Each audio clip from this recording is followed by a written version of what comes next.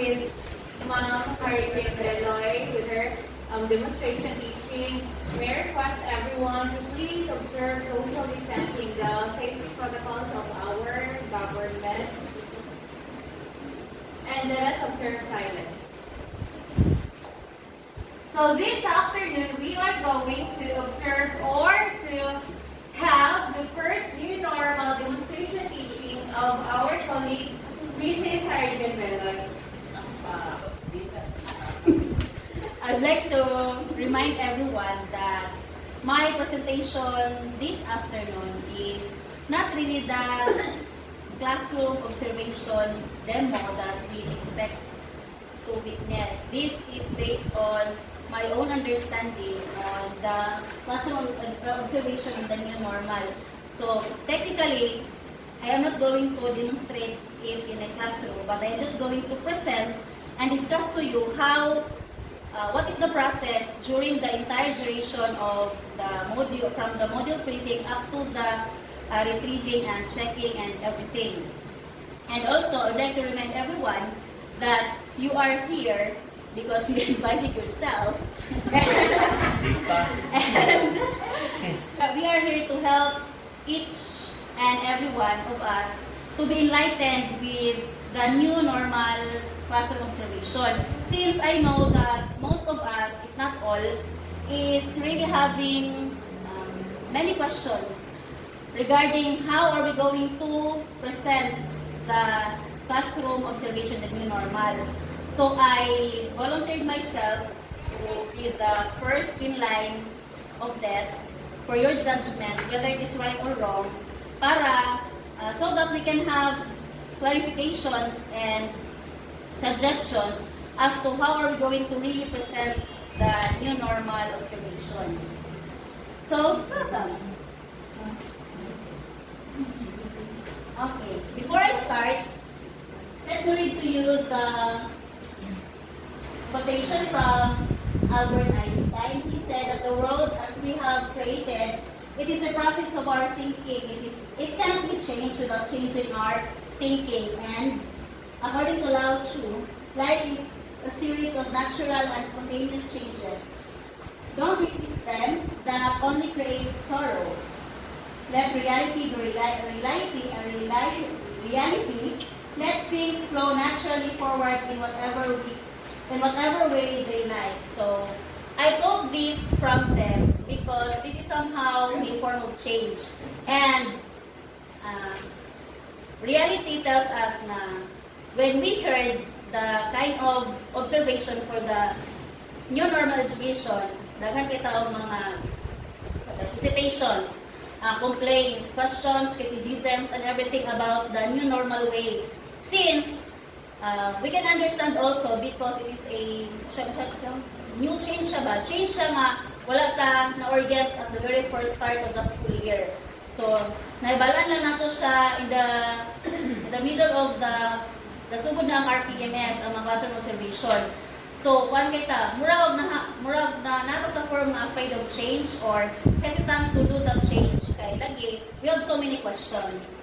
So, according to them, don't resist them. So, di nato i-resist. Since wala namang take choice, we are the servant of the Department of Education. We are here to serve our students.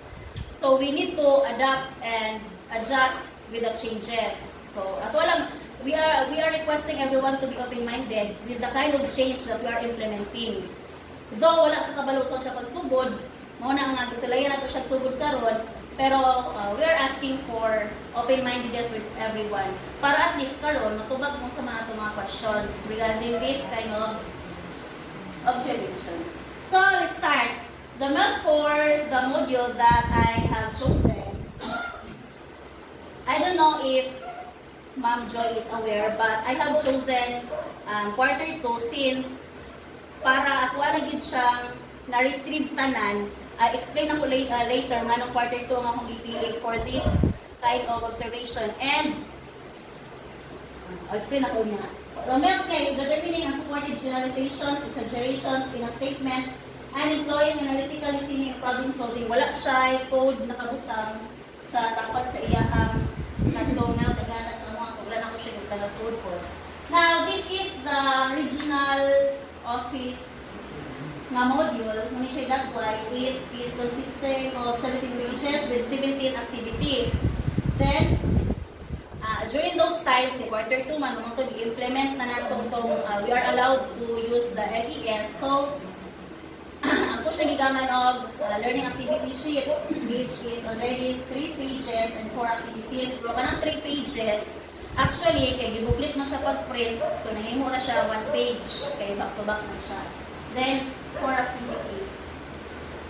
Then, this one, I would like to, this is, again, with my own understanding with the kind of system that we are going to present for the new normal classroom observation.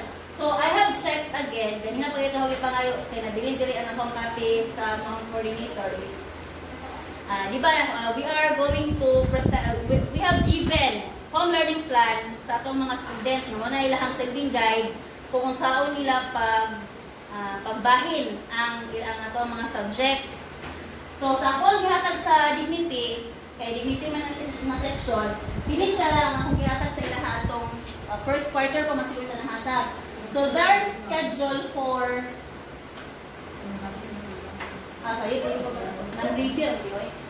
Tuesday siya. Tuesday.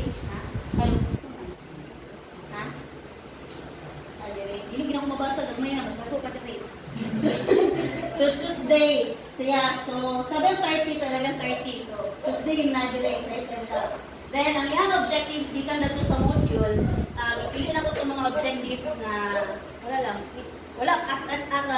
actually, truthfully, dipili ko na akong objectives na feel na ko is, kaya na po naman sa mga bata. Wala ko ilaing basis.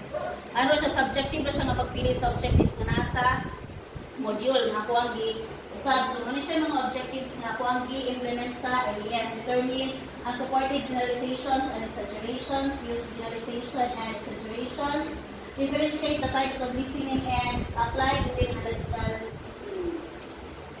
Now, so inani ang table. I want to show to you the table of the learning competencies and katong mga learning tasks nga naa sa LES nga akong gama. Wala na siya, sa tawag ni, the alignment of this, I'm not sure if it's aligned or whatever, but again, naman naman siya itong quarter 2, so as it is. Sa determine unsupported generalization and exaggerations, their activity is to identify statements, whether it is exaggerations or unsupported generalization. Next, use generalizations and exaggerations. So, one activity, watch and observe this. And then, number 3, differentiate the types of listening. So, identify what type of listening activity it falls. And for 4, apply doing analytical listening. Then, muna ilahang activity. Pero, kita ko na ito kamay. Sige. Ayan na, wala. Wala siya. So, muna siya ang first part sa LES. Ang nasa ibabaw, nagikat na lang ako itong name, sure by it. Dapat na rin isaw niya pa ng appear, pero kay appear naman siya. So, read the statement below. So, sana sa mga students, and questions after sa 1 to 5 statements. Kung buwan siya, kung sa classic niya siya, mo siya somehow division gamay. Pero, nako'y nabasa sa nako'y natulang gamay kung expose na sila dahil. So, pakitaan mo sila dahil example. When we teach grammar daw, it is better to expose first, give examples first, then explain, engage, dayon. Okay, isa. Dayon, engage. So, inana. So, naana dito, kapag sa sentences, itong mga examples, wala pag-i-explain anong supported generalization siya, blah, blah, blah, blah. So, dira ako na kung na ko siya cross-curriculum tayo. Ganun siya ng mga statements. Ano ba? Like for number 2, powder ka. Ang sa ganun sa science, ganun ang solution bitaw, ang mga molisog, ang mga powder, inana. Dili kay kumayo ng mga solution. Then, number 3, then, number 4, ang boto, basta siya nga area din siya nag-across, basta feel na ko. Then health, o diba, thank you, King. Sige nga, nag-health or number 5. Walang kaurang na actually. Dayon, Next nilang activity, nagre, for me lang ha, i-consider na ko siya nga na ICT integration o na siya padtong responsive to the need of learners in different circumstances. Why? For task 2, watch and observe the advertisements, commercial on TV, specified activity commercial. Then, be able to identify statements of unsupported generalizations and exaggerations. Sa mga propaganda ng mga subjects sa previous sa English, makita na ito nila nga mga advertisements, usually, naging siya exaggeration. So, naana siya sa lessons, mga previous lessons pa, prior pa nga topic. So, naana yung mga idea ang students about katong mga advertisements na naana siya, o exaggerate na. So, their task is to look into some commercials and then identify mga statements ato nga unsupported generalizations. And then, for me, it caters it is a response to the needs of the students kay if they do not have television, wala sila makita, wala sila availability in their place, they can write their own examples of the statements nga nagpakita og supportive of unsupported generalizations and exaggerations. Then, also, I'd like to quote this one, that the module itself is already an answer to the needs of the students. So, sa activities pa lang daan, sa tuwan ng sa activities, nanay mga needs o mga circumstances, difficulties sa mga students nga itong na-cater, but technically, the module itself is an answer to the needs of the learners during this time of pandemic. Naka-design to cater their needs. Kita na lang dahil itong na-contextualize, nag-revise para kay, labi na kay, kita may kaila sa itong mga students, kung masabi mas applicable sa lahat. Then next, for me, I think, this falls under values integration, wherein learn by heart and supported generalization and exaggerations are baseless information which can mislead listeners or readers. Unless additional information to support them is available, do not believe them immediately. Check them for accuracy and truthfulness. Like in reality, whatever we hear, if it is not supported with information, facts, data, so dapat dilitan mo to diretso. Let us really identify the source of whatever we hear. Then last activity, for the last activity, I also feel that it is under ICT integration because a link of the YouTube video is provided for them to check to do the activity. But then, if ever wala silang internet, so you can watch your television. And then this time, siguro, if a student kung wala sa television, di po siguro tamo ko nga mga silingan or forever, hindi siya makakuan. So yan na ng effort bali o performance task na niya nga, yan mahutay. And, okay, that's all for the modules na ako ang the part of the learning activity sheet. Now this time, I'd like to introduce to you the profile of the learners who have answered the modules. Ang akong ipili is the grade 10, which is mas familiar ako sa ilaha kaysa sa other sections. So I have 16 males and 23 females. And sa barangays, as you can see, winabista kamating sinakaban, tulog, kalabutan, baho, kalabutan, supplement, and gala. All barangays, aside to my classroom, are barangays who are found in the very far-flung areas of Tudela. So puro gini sa Lagyo. Ang doon na rin siguro sinakaban. Pero, outside municipality, yapon siya. Then, number of modules delivered, number of modules retrieved. I have 39 students, but only 37 of the LES were returned. But take note that these retrieved modules were not retrieved at once, but some were waited for weeks. Like for example, I have my 9 students from Tonggo. Ang sistema sa akong Tonggo students is like this. Na isa ka representative nila sa Tonggo nga man nilang diri because personally during katong rivalida nga time na-student din ako uban ng mga parents. Ang ilang plite paambog is 150, ang ilang plite patungas is 200. So kung sila individually ang munaog, so So, dahil sila og kanang PT. So, ang ilang gibuhat is na contribute sila og PT sa usa ka tawo. Mo'y mambog diri buhat. Pero dili due to siya every week maganhi diri every Friday. Usually every 2 weeks ay pa na siya magkuha. So, magkuha siya, maghatod siya atong 9 ka buok, magkuha siya dayon. Kanang hatod to niya yang sira ni pagbalik na pod, isihan akong kanang balikan tong uban. And then, so dili gyud siya ang pag-retrieve sa module sa akong section, dili gyud siya kanang Friday, Monday, Friday, no. And even Monday, Tuesday, Thursdays, and Fridays, inani ang setup. As you can observe in my classroom, inani ang setup every share na inalang sa mga students.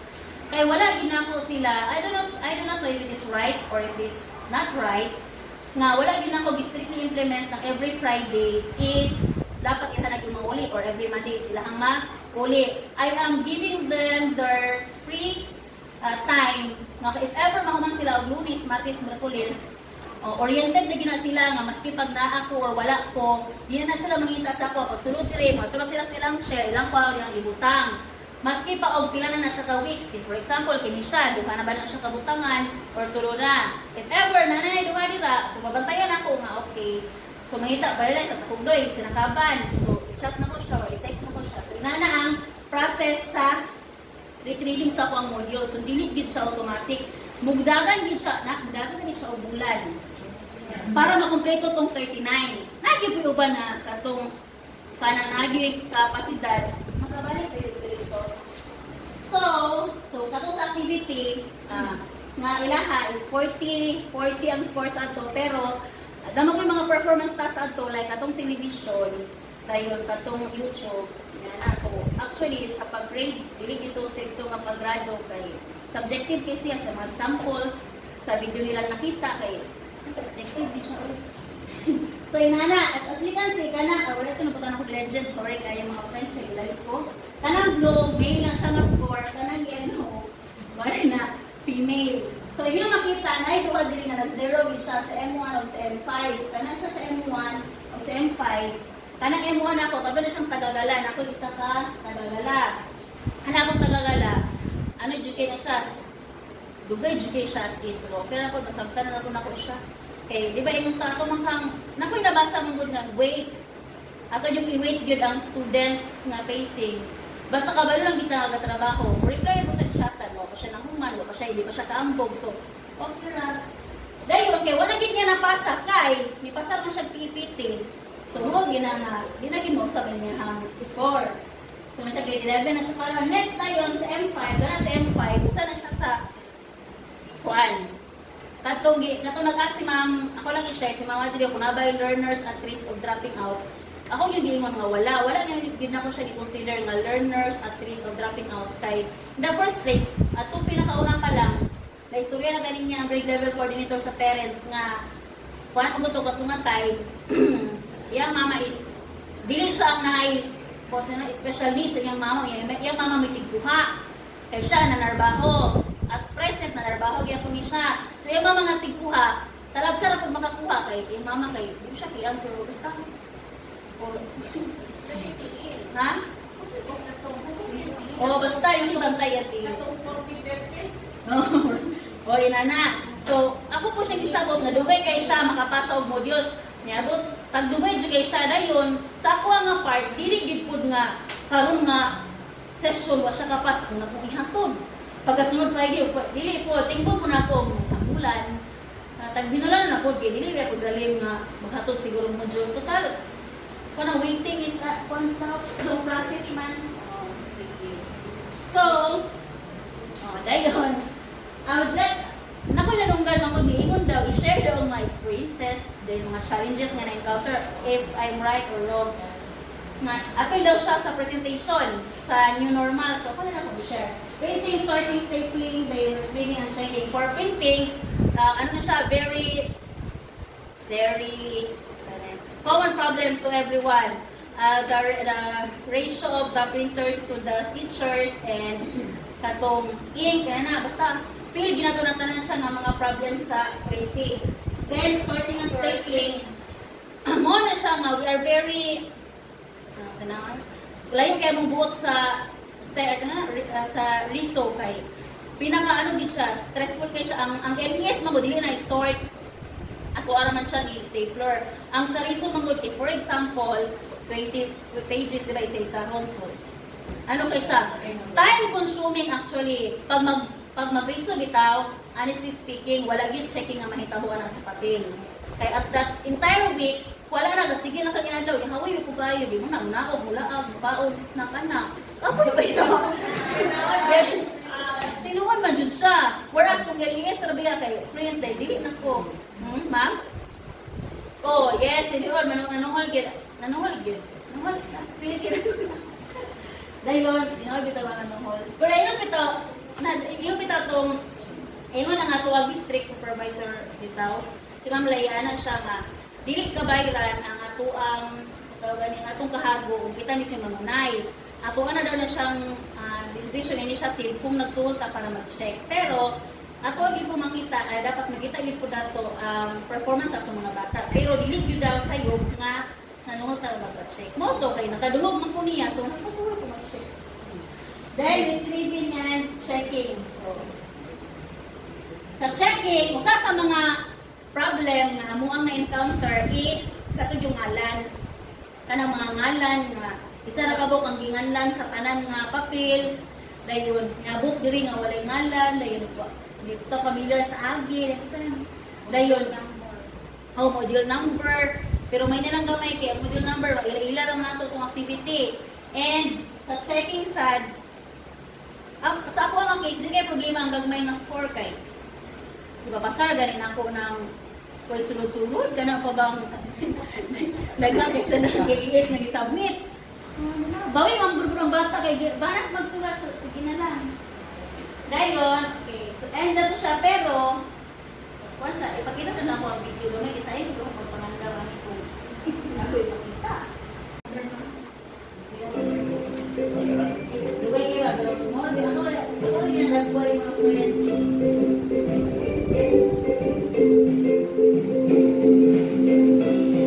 Thank you.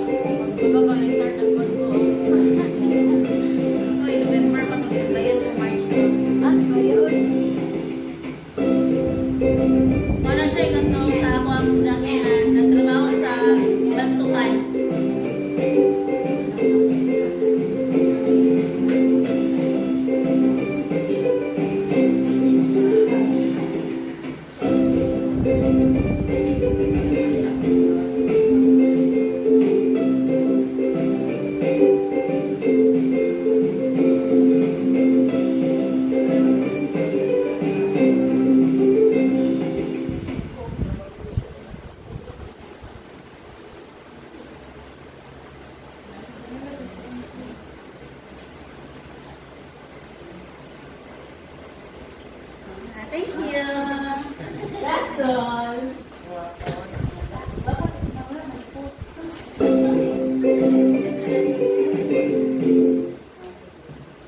I am now ready for your joke.